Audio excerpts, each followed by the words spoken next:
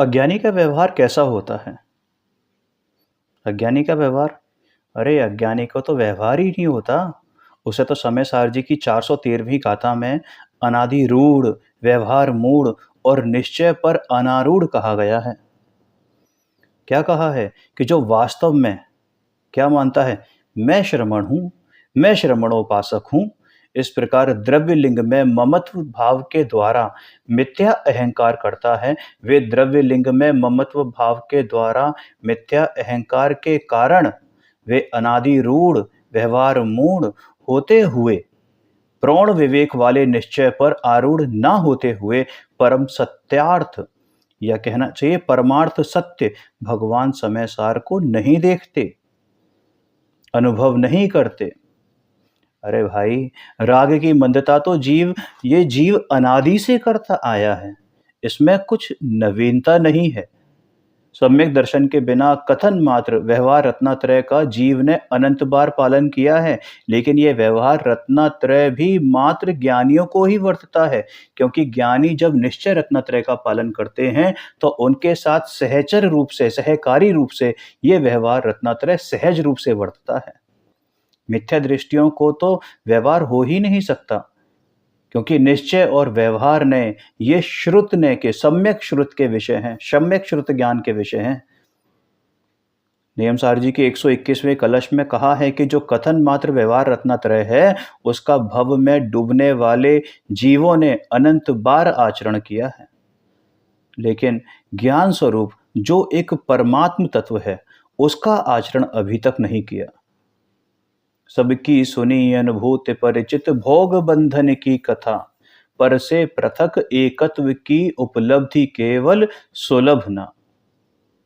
अरे सम्यक दर्शन के बिना भेद ज्ञान रहित व्यवहार में जो लीन है, वे व्यवहार मूढ़ हैं। सम्यक दर्शन प्रकट होने पर ज्ञानी को जो व्यवहार होता है, वह उसका ज्ञाता रहता है, कर्ता नहीं बनता। अनादिकाल से परद्रव्य के संयोग से होते हुए, है ना, समय सार जी की 413वीं गाथा का हवाला देते हुए कहते हैं कि अनादिकाल से पर द्रव्य के संयोग से हुए व्यवहार में ही जो पुरुष मूढ़ अर्थात मोहित हैं, वे ऐसा मानते हैं कि जो यह बाहरी जो पंच महाव्रत रूप है ना, भेष है, यही हमको मोक्ष करा देगा। तो भैया, जिससे भेद ज्ञान होता है, उस निश्चय के स्वरूप को अज्ञानी नहीं जानता। ऐसे पुरुष सत्यार्थ परमात्म स्वरूप शुद्ध ज्ञान में समय सार को नहीं देखते, नहीं जानते। इस प्रकार ज्ञानी का व्यवहार निष्फल है, निरर्थक है। ज्ञानी निश्चय पर आरूढ़ हैं, वह व्यवहार में मूढ़ नहीं है, किंतु व्यवहार का ज्ञाता दृष्टा है। जिसको आत्मज्ञान की दशा प्रकट अनुभव में आई है, उस पंचम गुण स्थान वाले और छठे गुण स्थान वाले ज्ञानी के शुभ भाव के काल में अशुभ भाव टल जाता है। इस कारण उसके शुभ राग को व्यवहार कहा है, परंतु वह व्यवहार निश्चय का वास्तविक साधन नहीं है।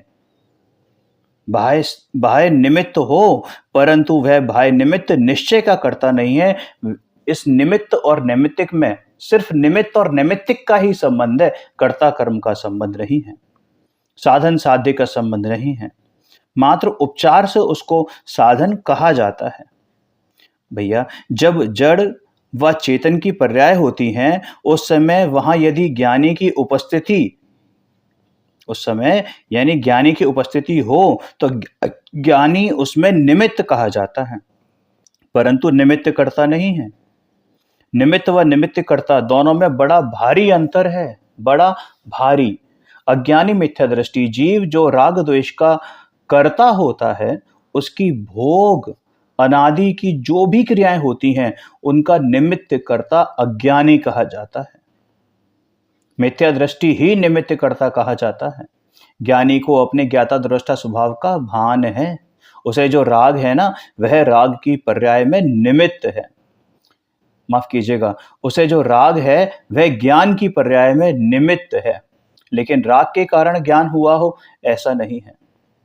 ज्ञान की जानने वाली पर्याय का उपादान कारण तो वह पर्याय स्वयं है और उसमें राग मात्र निमित्त है। ज्ञानी के ज्ञान की स्वयं पर प्रकाशक पर्याय स्वयं से होती है। उस पर्याय में राग निमित्त है, परंतु राग निमित्त है और इसलिए ज्ञान की पर्याय हुई हो, ऐसा नहीं है। राग के कर्ता हुए बिना ज्ञान स्वयं ज्ञान रूप से परिणमता है। राग कर्ता नहीं है और ज्ञान कर्म नहीं है, ऐसे ही ज्ञान कर्ता नहीं है और राग कर्म नहीं है। जिसको शुद्ध चिदानंद चैतन्य प्रभु भगवान आत्मा की दृष्टि पूर्वक सम्यक दर्शन प्रकट हुआ है ना, आनंद का स्वाद आया है, उस ज्ञानी को राग भी आता है, उस ज्ञानी को भी राग आता है, लेकिन ज्ञानी उस राग का कर्ता नहीं बनता। राग ज्ञानी का कर्तव्य नहीं है, क्योंकि ज्ञानी राग को करने लायक नहीं मानता, आदरणीय नहीं मानता। फिर भी ज्ञानी के राग रूप परिणमन होने से उसे राग का कर्ता भी कहा जाता है। नोट करिएगा, कहा जाता है, लेकिन उससे वो कर्ता हो नहीं जाता। प्रवचन सार जी के 47 न्यायों के प्रकरण में भी आया है कि जैसे रंग रेज रंग का करता है, उसी तरह ज्ञानी परिणमन की अपेक्षा से राग का कर्ता कहा जाता है। ज्ञानी को अपनी कमजोरी से राग आता है। उस राग के काल में ज्ञान की स्वयं पर प्रकाशक पर्याय स्वयं से प्रकट होती है। द्रव्य का ज्ञान पर्याय में आता है, वह स्वयं पर प्रकाशक बना है, तथा पर राग संबंधी अपना ज्ञान स्वयं से पर्याय हुआ है। देखो, द्रव्य का ज्ञान पर्याय में आता है, वह स्वयं प्रकाशक बना है, और पर या राग संबंधी अपना ज्ञान स्वयं से पर्याय में हुआ है, वह पर प्रकाशक बना है। अब ऐसा नहीं कि एक समय में स्वयं प्रकाशक और अगले समय में पर प्रकाशक। भैया, शक्ति स्वरूप तो वो स्व पर प्रकाशक एक समय ही है, प्रत्येक समय है, हर समय है। वहां राग से ज्ञान की स्वयं पर प्रकाशक पर्याय हुई है, ऐसा नहीं है। स्वयं पर प्रकाशक ज्ञान की पर्याय तो स्वयं से हुई है, उसमें राग निमित्त हो सकता है, निमित्त है, लेकिन निमित्त करता नहीं है। यहाँ पर निमित्त का निषेध नहीं किया गया है, लेकिन निमित्त के कर्तापने का निषेध है। उसी प्रकार यह आत्मा अज्ञान के कारण मिथ्या दर्शन आदि भाव रूप स्वयं ही परिणमित होता हुआ मिथ्या दर्शन आदि भाव का कर्ता होता है, और वह मिथ्या दर्शन आदि भाव पुद्गल द्रव्य को यानी कर्म रूप से परिणमित होने में, उन पुद्गल द्रव्य को कर्म रूप से परिणमित होने में अनुकूल होने से निमित्त मात्र होने पर आत्मा के कर्ता हुए बिना मोहिनीय आदि कर्म रूप से पुद्गल द्रव्य स्वयमेव परिणमित होते हैं। अपने में जो राग होता है, आत्मा उसका करता है, उसी समय समीप में जो कार्माण वर्गणाएं हैं, वे स्वयं पुद्गल कर्म रूप से परिणमित होती हैं। उन कर्म परिणामों का कर्ता राग नहीं है। समीप में एक क्षेत्रावगाह रहने वाले पुद्गल कर्म वर्गणाएं जड़ कर्म रूप से स्वयं परिणमती हैं, यानी वो जो कार्मार वर्गणाएं हैं वो कर्म रूप में परिवर्तित हो रही हैं, पुद्गल कर्म रूप परिणमित हो रही हैं, जब आत्मा उनका भी करता नहीं है। और चूंकि आत्मा उन पुद्गल कर्म में कौन सा अभाव है? अत्यंत अभाव है। तो भैया, आत्मा उनका करता है ही नहीं। तो ये जो साक्षात रूप से जो दिखाई दे रहा है, ये मकान, घर, दुकान, मकान, परिवार है ना, दूसरे जीव, अजीव, इनका कर्ता आत्मा भला कैसे हो सकता है? देखो, ये षट कारक जो होते हैं ना, इनका स्वरूप बहुत अच्छी तरह से समझना चाहिए। ये प्रत्येक षट कारक यानी कर्ता, कर्म, करण, संप्रदान, अपादान और अधिकरण, ये 6 शक्तियां सभी द्रव्यों में हैं, क्योंकि सभी अपने अपने षट कारकों से परिणमित होते हैं। जीव की भी 6 शक्तियां, ये कर्ता, कर्म, करण, संप्रदान, अपादान और अधिकरण है, और इनका विशेष 47 शक्तियों में भी आया है। ऐसे ही ये शक्तियां पुद्गल परमाणु में भी है, मतलब प्रत्येक परमाणु में ये 6 शक्तियां विद्यमान हैं। भगवान कहते हैं कि प्रत्येक द्रव्य में ये षटकारक रूप शक्तियां पड़ी हैं। ये शक्तियां स्वयं से अपना कार्य करती हैं, पर के कारण इनमें कोई भी कार्य नहीं होता। तो फिर तो ये तो एकांत हो गया। कोई कहे, अरे भाई, ये एकांत नहीं है, सम्यक एकांत है। जड़ की पर्याय जड़ से स्वतंत्रपने होती है, और उसका कर्ता आत्मा नहीं है। जीव जितने अनुपात में राग द्वेष करता है, उतने प्रमाण में उसके जड़ कर्म बंधता है, लेकिन वो राग द्वेष के कारण जड़ कर्म बंधा हो, ऐसी बात नहीं है। ये जीव के स्वयं के भाव हैं। फिर भी राग द्वेष के जो परिणाम होते हैं वे कर्म बंध के कर्ता नहीं है। यहाँ कहा है ना कि जीव के मिथ्या दर्शन आदि भाव पुद्गल द्रव्य के कर्म रूप से परिणमित होने में अनुकूल होने से, यानी वो परिस्थिति के अनुकूल अवश्य हैं, लेकिन कर्ता बन जाएं तो नहीं। निमित्त हैं तो आत्मा के कर्ता हुए बिना पुद्गल द्रव्य है ना, जो पुद्गल द्रव्य है यानी पुद्गल कर्म है वो आत्मा का कर्ता नहीं है, उसके हुए बिना स्वयमेव मोहिनीय आदि कर्म रूप से परिणमित होते हैं, है ना। कर्म की पर्याय अपने कर्ता गुण से अपनी कर्म प्रवृत्ति की कर्ता होती है। करे कर्म सोई करतारा, जो जाने सो जाननहारा। जो करता नहीं जाने सोई, जाने सो करता नहीं होई। समझ में आया?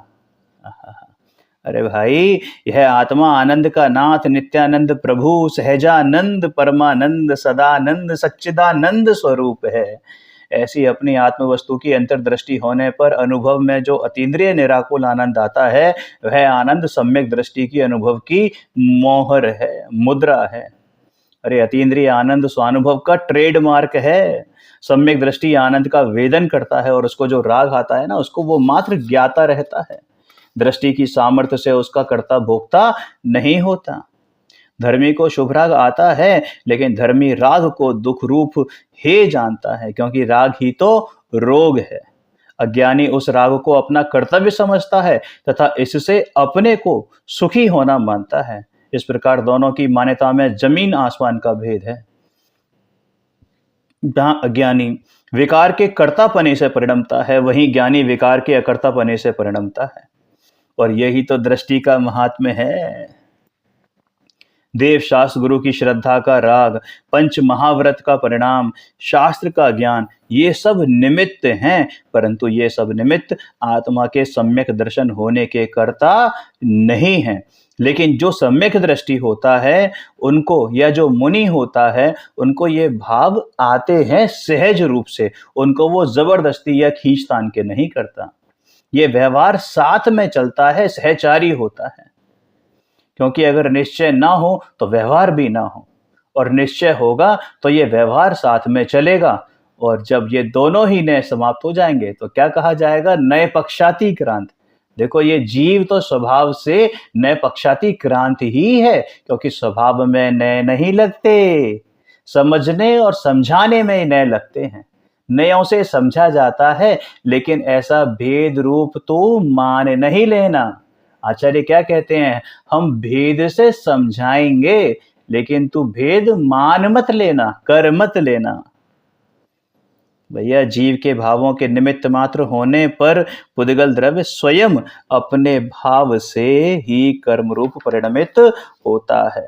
परस्पर निमित्त निमित्तिक भाव मात्र हैं। कर्ता तो दोनों अपने अपने भाव के हैं, और यही निश्चय है। समझ में आया?